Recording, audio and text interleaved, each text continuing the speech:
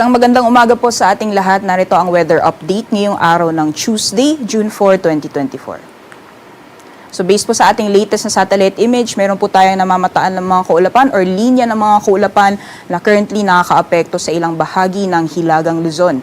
Yan po yung frontal system or pagsasalubong ng malamig at mainit na hangin. And kung makikita po natin dito sa satellite image, mostly areas po ng northern Luzon ay makakaranas ng maulan na panahon. So asahan po natin yung mga kalat-kalat mga puglan, pagkidlat at pagkulog.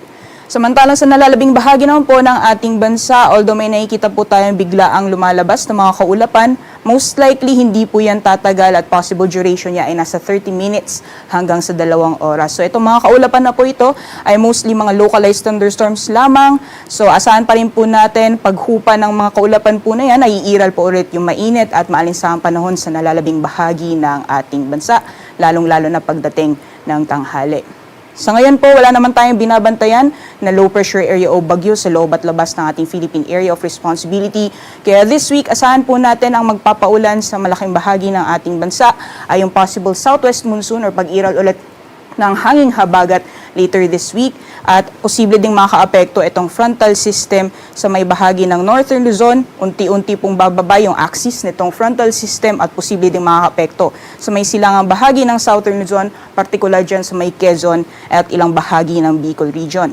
Samantalang dahil inaasahan po natin na bahagyang lalakas po ulit yung epekto ng habagat sa mga susunod na araw, possible bago po matapos yung linggo, ay magiging mas madalas po ulit yung mga pag-ulan, lalong-lalo na dito sa may kanlurang bahagi ng ating bansa.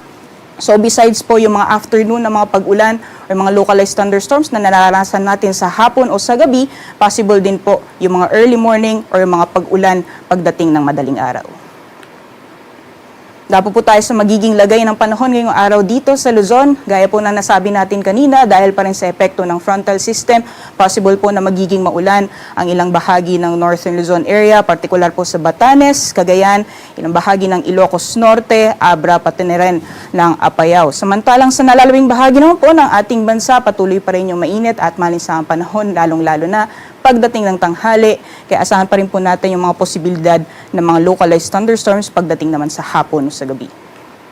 Temperature forecast po natin dito sa Lawag, maglalaro mula 27 hanggang 33 degrees Celsius, 18 to 25 naman para sa Baguio City, Metro Manila at Legazpi City. Maximum temperatures posible pong umabot ng 34 degrees Celsius ngayong araw.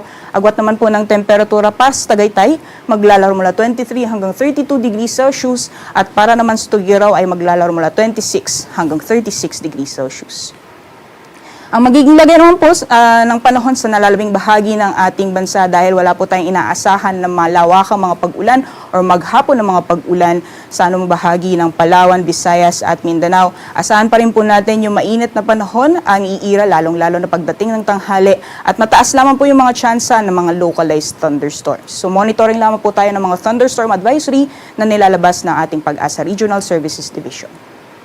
Temperature forecast naman po para dito sa Palawan, Visayas at Mindanao, Kalayaan Islands at Puerto Princesa, maximum temperature sa abot ng 33 degrees Celsius. Gayon din sa mga piling syudad dito sa Visayas, para sa Iloilo, Cebu at Tacloban, maximum temperatures din ay aabot ng 33 degrees Celsius. Gayon din para sa Cagayan de Oro. Samantalang maximum temperatures naman para sa Metro Davao at dito sa Zamboanga, aabot din ng 34 degrees Celsius.